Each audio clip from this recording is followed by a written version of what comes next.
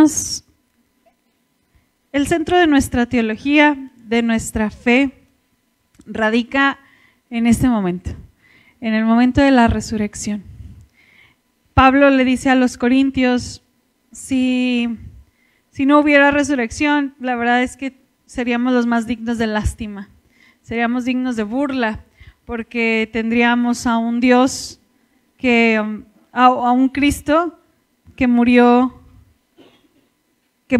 y ahí quedó. Es decir, que la muerte venció sobre Cristo, pero resultó que Cristo venció a la muerte a través de su resurrección. Y si bien, hermanos, pudiera hablar de cosas, el tema de la resurrección es un tema muy profundo, muy drástico, y si usted se pone a leer, por ejemplo, los Hechos, que es la vida de la iglesia después de Jesucristo, después de su resurrección y ascensión, el mensaje prioritario de ellos era: Dios le levantó de los muertos. Sí estaba rodeado de la muerte de Jesús, pero la maravillosa señal para ellos era que Dios le levantó de los muertos. Ese era el centro de toda la predicación. Pero hoy yo quiero, hermanos, a manera de ejemplos, quiero mostrarles unos ejemplos hipotéticos y a través de eso ir entendiendo la relevancia de la resurrección en nuestra vida. No me voy a ir como a la parte histórica del momento en el que Cristo resucitó, sino la trascendencia de vida que tiene la resurrección en nuestras vidas cada día. Y quiero hablar de tres ejemplos hipotéticos donde te voy a hablar de algunas personas. Son personas inventadas por tu servidora. Según yo, nadie se llama así, así que si alguien se llama, por favor no se sienta aludido. Y vamos a tratar de contestar estas preguntas. Acompáñame por favor a Juan 11:25, y justo hoy vamos a cerrar los Yo Soy de Jesús con Juan 11:25, y después vamos a ir viendo otros pasajes. Hoy no es un sermón expositivo, es decir, no es un sermón donde solo me voy a quedar en un solo pasaje, me voy a ir a algunos otros pasajes para que no te duermas. Ok, antes de leer el pasaje, quiero hablarte de un hombre llamado Jorge. Jorge perdió a su mejor amigo hace poco. Tenía mucha impotencia y un sentido de injusticia en su vida al ver que su amigo a corta edad murió en un accidente.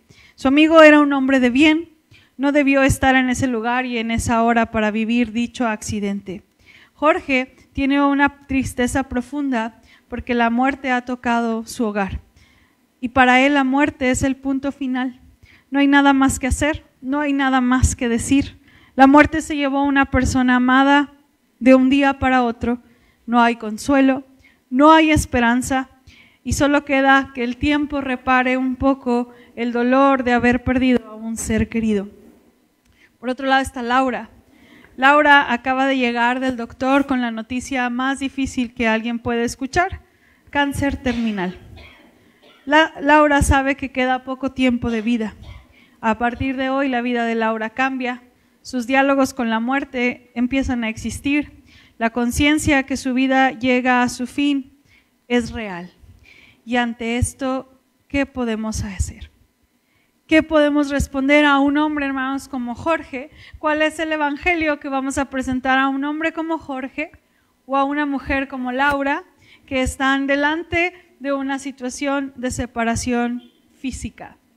Pues justamente Jesucristo viene con palabras maravillosas para decirnos qué hay ante noticias como la muerte. Juan 11:25 nos dice: yo soy la resurrección y la vida. El que cree en mí vivirá aún después de haber muerto. Todo el que vive en mí y cree en mí jamás morirá. Perdón, lo copié de Nueva Traducción Viviente. ¿Lo crees, Marta? Bien, conocemos el contexto un poco, hermanos. Había muerto un amigo de Jesús. Había dos mujeres, hermanas de Lázaro, muy tristes por esta realidad. Y resulta que Marta le dice, Jesús, si tú hubieras estado aquí, mi hermano no habría muerto. Yo sé que mi hermano va a resucitar algún día porque el judío creía en el concepto de la resurrección, pero me hubiera gustado no perder a mi hermano en este momento. Y la respuesta de Jesús, hermanos, es hermosa, porque Jesús no viene a darle una respuesta como inmediata de la solución. Marta quería que Jesús hubiera sanado a Lázaro, pero Jesús permite que Lázaro muere en esta historia para venir y dar todavía una mejor respuesta que una sanidad, todavía una mejor respuesta que el momento crítico. Jesús viene a decirle a Marta, eso que tú crees o que está en una doctrina, en un libro, yo soy. Esa parte que a lo mejor tú has entendido un poco y creído, se traspasó de un libro a una persona, diciendo yo soy la resurrección. No es yo tengo la resurrección, sino yo soy la resurrección. ¿Qué significa esto, hermanos? Bien, cuando tú te enfermas, lo que quieres es un médico y no un libro de medicina. O cuando vas a un pleito judicial, lo que necesitas es un abogado y no un libro de leyes. Es decir, Jesús le estaba diciendo a Marta que la realidad o la verdad que ella sabía o creía con su corazón era Él la respuesta. Yo soy la resurrección. Él es la resurrección y no la promete para solamente el más allá. Jesús es la resurrección en la actualidad. Y podemos vivir con la certeza de una vida más allá de la muerte. Puede ser buena o mala o un momento difícil, sin embargo, Jesucristo viene a decir que en Él está la vida. ¿Y por qué Él es la resurrección, hermanos? ¿O a qué se refiere Jesús? Bien, ahorita justo comentaba con el doctor, ciertamente Jesús, si usted sabe esta historia, va a resucitar a Lázaro. Jesús a lo largo de su vida en la tierra resucitó a la hija de Jairo, a la viuda de Naín, resucitó a varias personas. ¿Cuál es la diferencia entre Jesucristo y aquellas personas que resucitaron y que digamos que regresaron de la muerte? Déjame explicarte, esa chica, la hija de Jairo, Lázaro y el hijo de la viuda de Naín, volvieron a morir. Lo que trajo Jesucristo a partir de su resurrección es la inmortalidad, es decir, la vida después de la muerte y la eternidad. La gran diferencia entre aquellos cuerpos que se volvieron a levantar por el poder de Jesús o del Espíritu Santo y Jesucristo resucitado es que el regalo que Él trajo es una eternidad. El castigo, hermanos, del pecado, como lo sabemos desde Génesis, fue la muerte. La muerte es la separación entre Dios y el hombre y la muerte es como ese punto final de demostrar que algo estaba mal en nuestras vidas y que estábamos separados de Dios. Y entonces el saber que Cristo se hizo pecado el viernes, todo nuestro pecado fue sobre Él, fue sepultado con esa carga, y saber que Él venció a la muerte es saber que Él venció el pecado y el poder de la muerte que nos separaba de Dios. Al Jesús venir nuevamente a la vida, trajo la eternidad, la inmortalidad y la esperanza de que la muerte hoy día, hermanos, no es el punto final de nuestras vidas. Que la muerte, como Él mismo dice, yo soy la resurrección, yo traigo la vida, yo traigo la respuesta a una Laura que quizás está pasando el proceso de morir o está esperando que pronto llegue ese momento. O traigo una respuesta a Jorge que no tiene un consuelo ante ver una separación tan drástica. Resulta que la palabra de Dios traspasa y Jesús dice, yo soy la resurrección. Yo soy aquello que no le da, que la muerte no tiene el final de nuestras vidas. La invitación de parte de Jesús, tanto a Marta como a nuestras vidas, es creer. Porque dice, aquel que cree, entonces, aún después de morir, puede vivir. Y ese es el primer regalo o respuesta que tenemos ante la resurrección. Jesús es la resurrección misma. Jesús es el que trae la vida misma ante la noticia tan inminente de la muerte. La muerte pareciera el fin de nuestra vida. Sabemos, hermanos, que todos llegamos a ella, todos le huimos a ella, pero aún en la situación más complicada y aún cuando la muerte toque la puerta de nuestro hogar, podemos escuchar la voz de Dios diciendo, hay vida después de muerte, hay eternidad y hay esperanza. ¿Gracias a qué? A que Cristo vive y venció a la muerte, hermanos. Venció esa separación y ese final que había dado el pecado. Cristo vino y nos rescató. Ciertamente somos cuerpo y morimos físicamente, pero la eternidad Dios la ha puesto nuevamente para estar con Él, o más bien restauró esa eternidad para estar con Él. La proclamación, dice Stein, de la resurrección es precisamente esto. Suena irónico, pero es la resurrección de Jesús.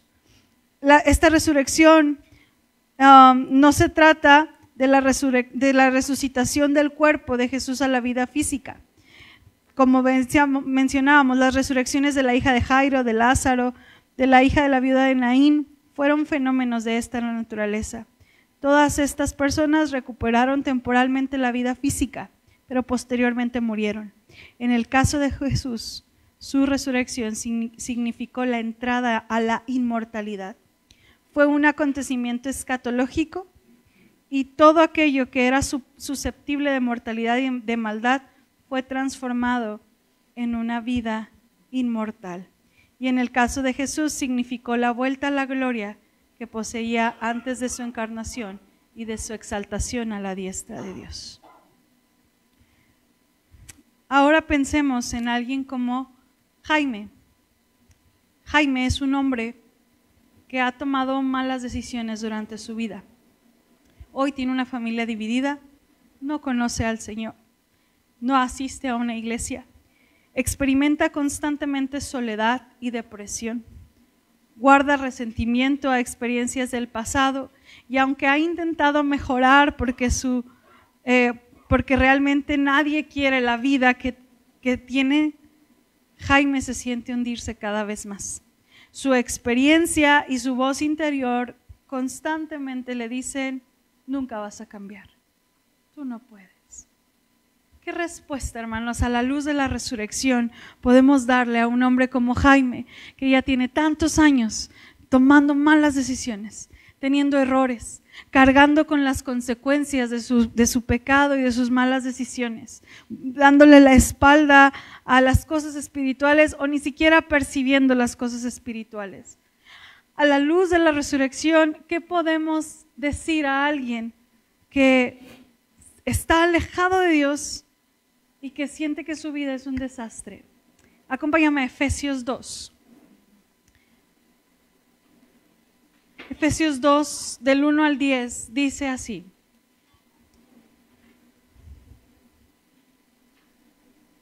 Esta sí es la 60.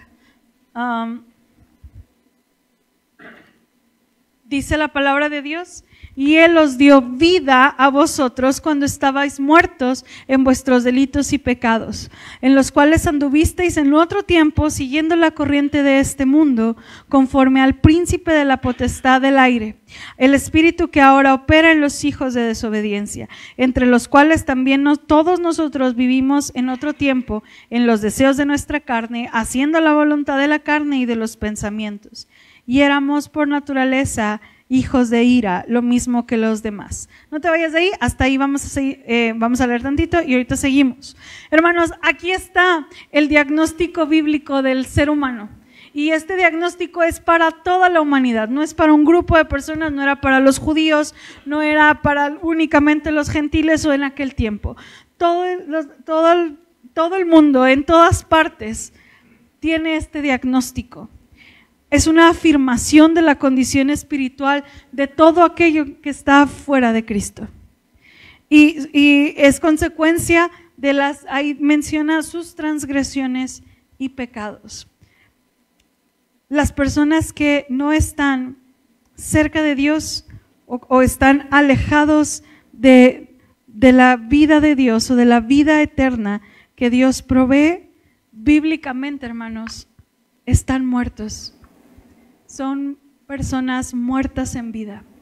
Por más personas altruistas que veamos, por más personas que digamos, a esta persona nomás le falta ser cristiana. ¿Han escuchado esa frase? Es que nomás le falta ser cristiano. O personas que vemos muy atléticas o personas sumamente inteligentes. Bíblicamente, hermanos, el diagnóstico, alguien fuera de Cristo, es alguien que está muerto.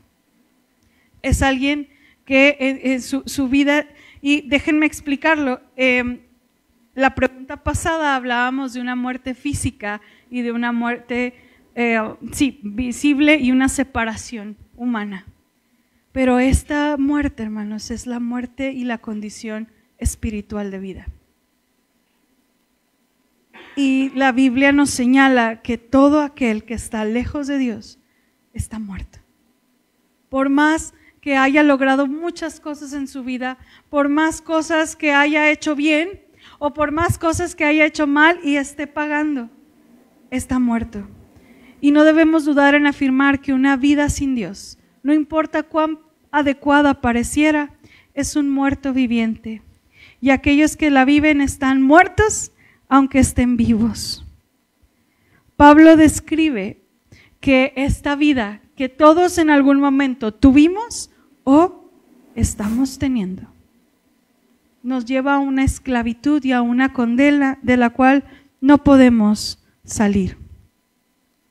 Y esta naturaleza nos dice Pablo, somos objetos de la ira de Dios, somos la consecuencia de esta justicia de Dios. Y Pablo nos habla de tres cosas: muerte, esclavitud y condenación. Son los tres aspectos y las consecuencias que una persona alejada de Dios está viviendo. Y una persona como Jorge quizás está experimentando después de sus malas decisiones, después de voltear atrás y decir, ¿qué he hecho de mi vida? Quizás la respuesta bíblica, hermanos, es que está muerto. Pero maravillosamente, hermanos, maravillosamente dice el versículo 4. Pero Dios, que es rico en misericordia, por su gran amor con que nos amó, aun estando nosotros muertos en pecado, nos dio vida juntamente con Cristo. Por gracia sois salvos. Y juntamente con Él nos resucitó y asimismo nos hizo sentar en lugares celestiales con Cristo Jesús, para mostrar en los siglos venideros las abundantes riquezas de su gracia en su bondad para con nosotros en Cristo Jesús. Porque por gracia sois salvos por medio de la fe, y esto no de vosotros, pues es don de Dios, no por obras para que nadie se gloríe. Al final termino con el 10. Hermanos, el pero es hermoso. Pablo termina diciendo, nos dio vida cuando estábamos muertos, y luego nos recuerda qué era estar muertos. Y yo espero, hermanos, que usted pueda perfectamente identificar en su vida los momentos donde usted se sabía y vivía lejos de Dios. Y ese momento en donde justamente pudo experimentar el amor y la gracia de Jesús y decir, tengo una nueva vida. Porque lo que Cristo vino a hacer a través de su muerte y su resurrección es que esa muerte, no solo física y no solo hablando de eternidad, sino esa muerte que tenemos en nuestra vida a través de los pecados y de la separación espiritual, Dios vino a darnos vida y a levantarnos por medio de su resurrección. esta vida vacía, hermanos, esta necesidad de tener un propósito, una identidad, una familia. El Señor nos vino a darla a través de la vida que ofrece en su resurrección.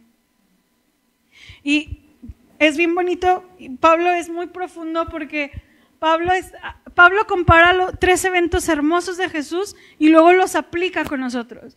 Pablo dice, Jesús resucitó, ascendió y está sentado a la diestra del Padre. Jesús lo que vino a hacer por ti es darte vida, levantarte y un día estarás con Él gobernando. ¿A través de qué, hermanos? De su resurrección. Si Jesús no hubiera resucitado, yo no podría hablarte de esto. Si Jesús no hubiera resucitado, el pecado que mora en nosotros y que fue lo que nos separó de Dios, seguiría gobernando nuestras vidas. Pero el Dios que hizo los cielos y la tierra venció el pecado para darnos vida con Cristo, en unión con Cristo. Y Dios nos resucita y nos hace sentar con Él, o nos hará sentarnos con Él. Y no porque lo merezcamos, hermanos. Si usted se da cuenta, usted aquí lo único que hizo fue pecado y transgresión. Pero el gran amor de Dios nos dio vida nuevamente. Si usted es una persona como Jorge, lejos de Dios, perdida, la noticia es, Él nos dio vida juntamente con Cristo a través de su resurrección. Al levantar y exaltar a Cristo, Dios demostró cuál incomparable es la grandeza de su poder. Pero también al levantarnos y enaltecernos sin merecerlo, demostró también la incomparable riqueza de su gracia. Dios demostró su poder en Cristo. Dios demostró su gracia a través de darnos vida y a través de ofrecernos la salvación que no merecemos. Nos dio vida cuando Cristo resucitó, eso es que nos dio vida juntamente con Él. Juntamente con Cristo los creyentes hemos vencido la muerte. Juntamente con Cristo compartiremos la gloria celestial. Jaime necesita, ya es Jaime, no es Jorge. Jaime necesita saber que Dios le ha amado y le ofrece la vida que no tiene. Y en otras palabras, hermanos, nuestra conversión ni siquiera es el fin de la historia. Nuestra conversión y entender que Dios nos da vida es el principio, porque Dios nos hace nuevas criaturas y Dios continúa obrando en nosotros. Porque el versículo 10 termina Pablo diciendo, porque somos hechura suya, creados en Cristo Jesús para buenas obras, las cuales Dios preparó de antemano para que anduviésemos en ellas. Déjame explico. Cristo te da vida, Cristo te quita, te despierta, Cristo, este sentimiento de muerte y de tristeza, este sentimiento de separación y de pecado constante, Cristo con su poder y en su resurrección nos da la oportunidad de volver a vivir. Y no solamente te da vida y te dice, bueno, ahí está, bye. No, dice la Biblia que es porque somos hechura suya. Hechura viene del griego poema, que es poema. Yo no sé por qué los autores no supimos, no supieron traducir. Algún día me va a tocar traducir. No supieron traducir porque el hechura, hermanos, es como somos el poema de Dios. Es decir, somos la oportunidad por la cual Dios va a escribir una nueva historia ahora que te dé vida. No es solamente que el Señor te dé la oportunidad de algo nuevo, es eso y es que le permitas al Señor escribir un poema y una obra hermosa a través de ti. Eso es ser hechura suya para buenas obras. Es que tu vida ahora le pertenece a Él y puede ser una obra de arte para buenas obras, para su gloria. No es solamente que el Señor te traiga vida y te dé algo nuevo o te resucite de esta muerte que tenemos en el alma a través de o gracias al pecado, sino te revive, te restaura, te perdona y escribe una nueva historia o un nuevo poema. Eres un nuevo poema cuando Él te da vida. Creo que esa es la respuesta que le podemos dar a un hombre como Jaime o como alguien como ustedes que dice, ya no puedo, ya me cansé de luchar yo solo, estoy pagando las consecuencias de mi pecado, necesito. Dios aquí, hermanos, no ofrece soluciones inmediatas, ni ofrece situaciones materiales, no es su prioridad. La prioridad del Señor es que tú sepas que Él vino a pagar por la libertad de la cual estabas encerrado, que es nuestro pecado. Y después te ofrece la oportunidad de que seas un poema para buenas obras. El mismo poder de resurrección que te salvó y sacó del cementerio del pecado puede ayudarte a vivir diariamente para Cristo. A pesar de lo que le costó, Dios obró en favor nuestro en la cruz. Y hoy en día, a base de aquel precio pagado en el Calvario, Él obra en nosotros para conformarnos a la imagen de Jesús. Ahora te quiero hablar de Georgina. Georgina es una chica entre los 30 años, tiene toda su vida en la iglesia, ha crecido en la iglesia, asiste regularmente a la iglesia, apoya si se lo piden, pero la realidad es que Georgina nunca ha tenido un encuentro con Jesús. La verdad de Jesús no la ha hecho suya. Georgina sufre porque sabe que tiene una doble vida. Georgina es consciente que si pudiéramos ver dentro de su corazón o incluso de su celular, nos daríamos cuenta que su vida no refleja lo que se le ha enseñado por tanto tiempo. Georgina está en un abismo entre dos mundos, la voluntad de Dios y la vanidad de este siglo. Hemos hablado de hombres como Jorge y Laura que tienen crisis pensando en la muerte, y es algo que llegará a todos a nuestra vida. O en un hombre como Jaime, que quizás necesita conocer del Evangelio. Pero ¿qué hay, hermanos, de las mujeres y hombres que están dentro de la iglesia, que tienen toda su vida en la iglesia, pero que realmente tienen una doble vida? Y que si pudiéramos ver a través de una pantalla cómo es su vida después de un domingo, la verdad es que a lo mejor no sería del todo correcta.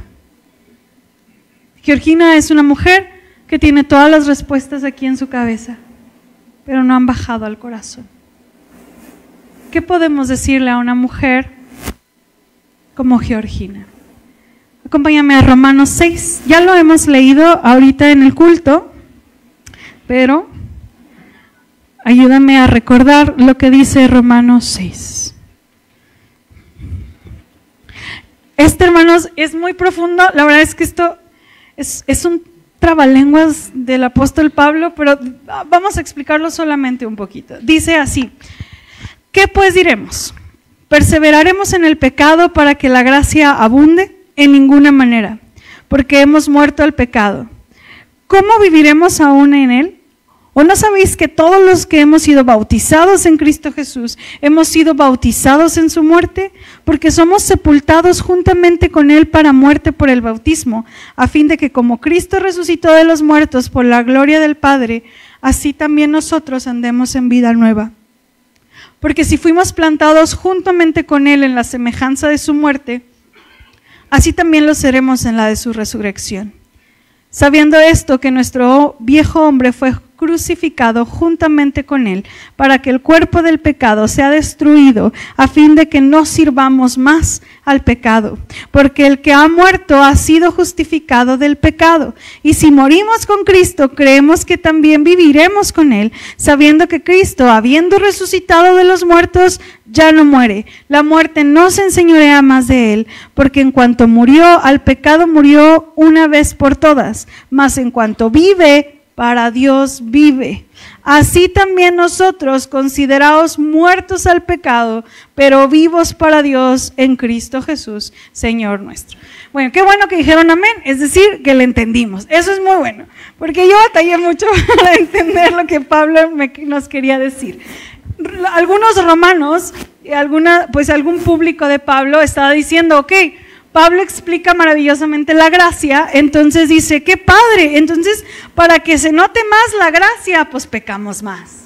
Para que podamos ver el más fuerte el amor de Dios, pues la regamos más, para que puedan ver cómo Dios nos ama. Y entonces Pablo dice, vas a seguir pecando para que la gracia abunde. Básicamente, Pablo parafraseando a Pablo, podría decir, no es posible que estemos pensando de esta manera. Incluso si vemos las diferentes versiones, uno dice, de ninguna manera, claro que no, ni pensarlo, qué pensamiento más espantoso, Dios no lo permita. Son algunas de las traducciones que hablan en este aspecto. Es decir, ¿cómo se nos ocurre pensar que podemos decir, conozco a Dios, conozco el amor de Dios, su gracia es muy buena y entonces pues yo en algún momento puedo pedir perdón, en algún momento Él me va a rescatar, en algún momento Él se va a encontrar conmigo? Y entonces el mensaje es, ¿de verdad vamos a seguir abusando de lo que ya conoces? Y es que, hermanos, la respuesta de Pablo a esos críticos es que la gracia de Dios no solo perdona los pecados, sino que nos libera de pecar.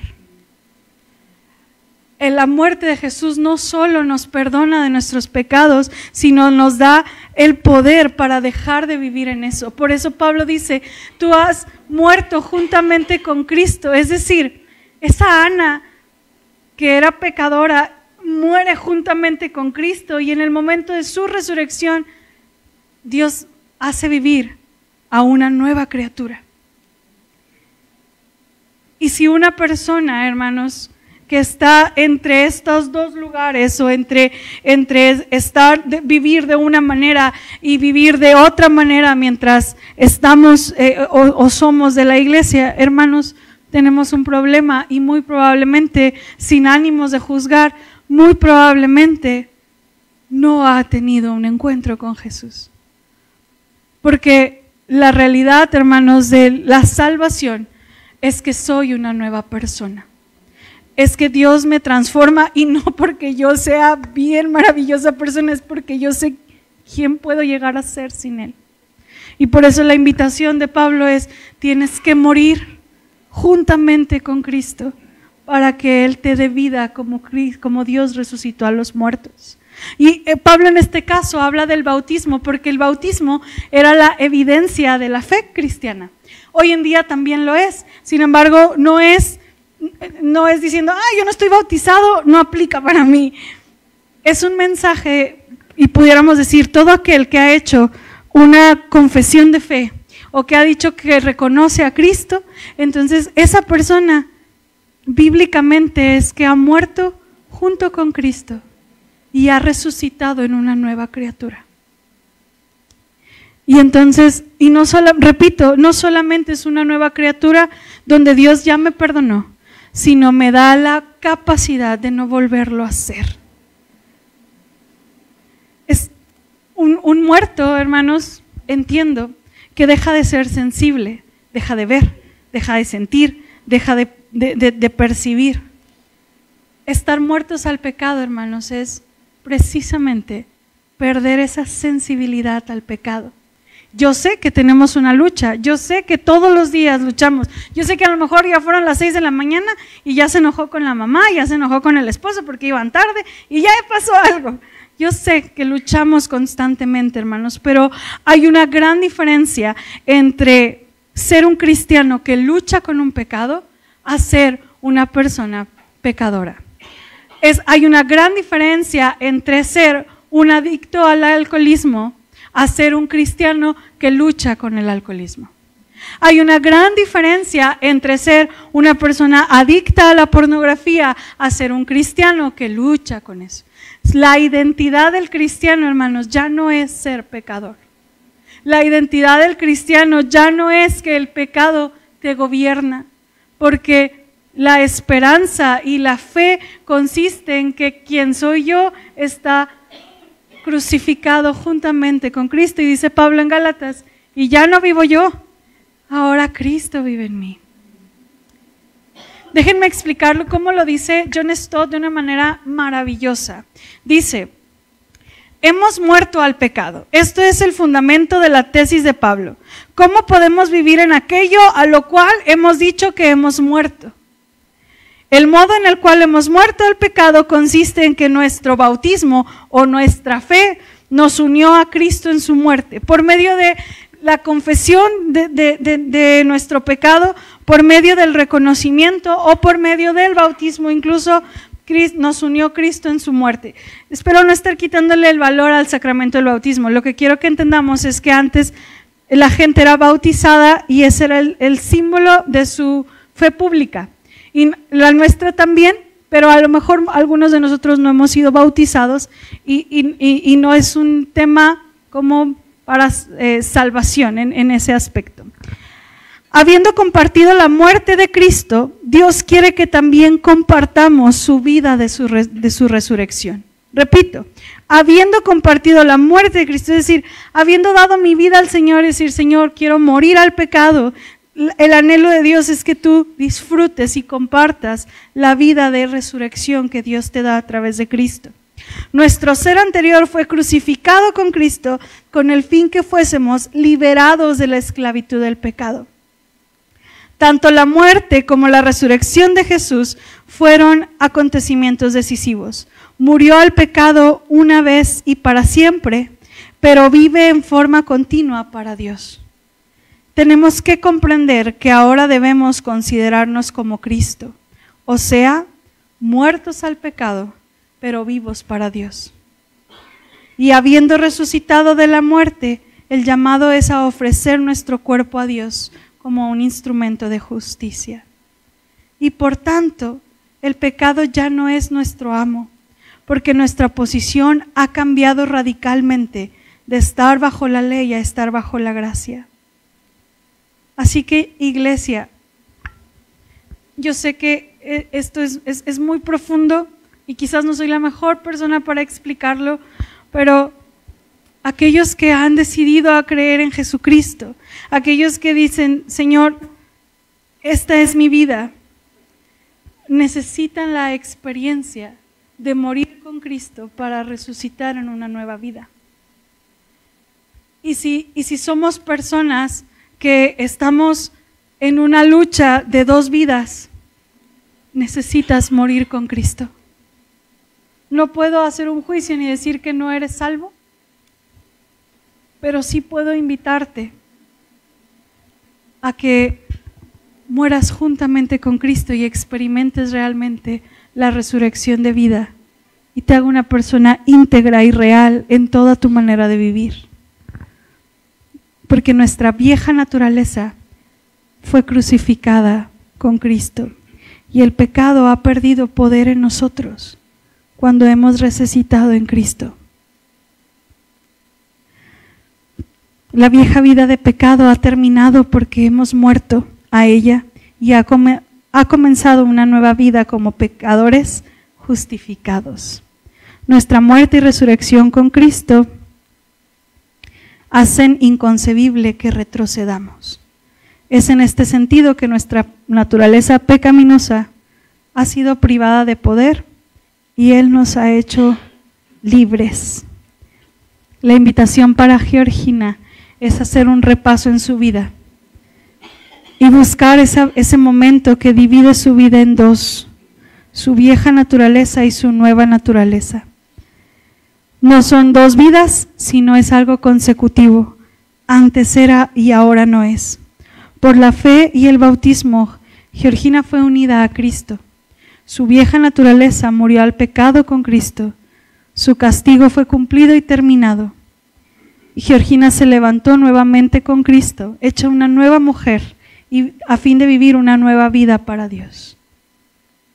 Una persona en Cristo, hermanos, necesita entender y experimentar esto. ¿Soy una nueva criatura o no?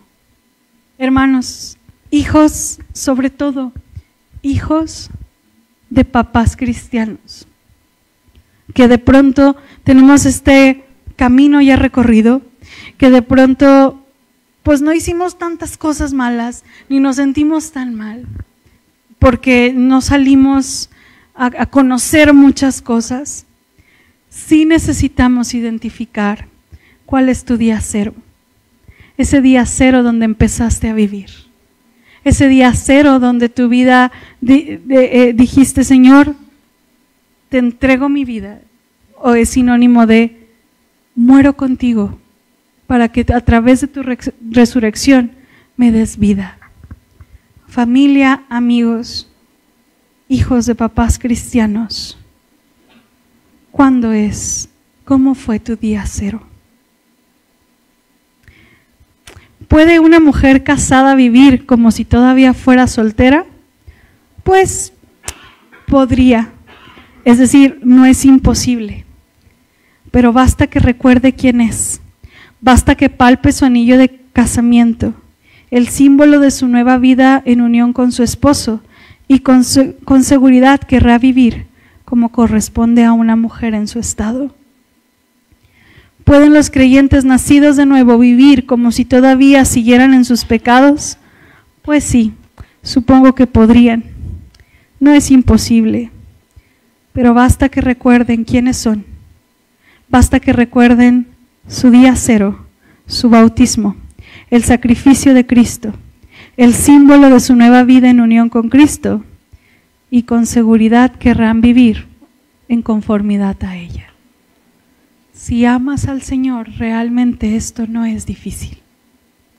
El problema es cuando solamente lo hemos aprendido a hacer, pero no ha cambiado nada aquí adentro y no se ha experimentado. Repito, Cristo no solo vino a morir por nuestro pecado, vino a morir para darnos la fuerza para no seguir haciéndolo. 3 respuestas. Venció la muerte, nueva vida en Cristo y santidad. Es lo que nos da la resurrección. Y muchas cosas más, pero hoy nos quedamos con 3.